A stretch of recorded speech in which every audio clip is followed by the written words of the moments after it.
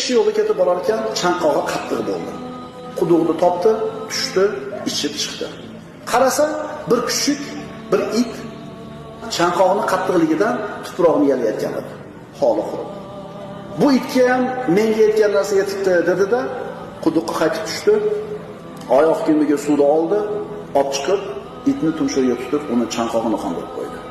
Shunda payg'ambarimiz aytadilar: "Fasaqal kalba, fashakarallohu lahu faghafara lah." Alloh unga shukr keltirdi. Ya'ni shu ishini taqdirladi, mukofotladi, uni gunohini kechirdi. Bitta itni sug'orib qo'yishlik uchun Alloh taolo gunohini kechirib yuboryapti. Bitta itni sug'orib qo'ygani uchun gunohini kechirib yuboryapti. Birodarlar, qayoqdan bilamiz? Ehtimol siz bilan biz beparvo holatda qilib qo'ygan eng kichkina amalimiz gunohlarimizni kechirib ketishiga sabab bo'ladi. Ehtimol ana shu eng qiyin kichkina amalimiz jannatga kirib ketishimizga sabab bo'ladi.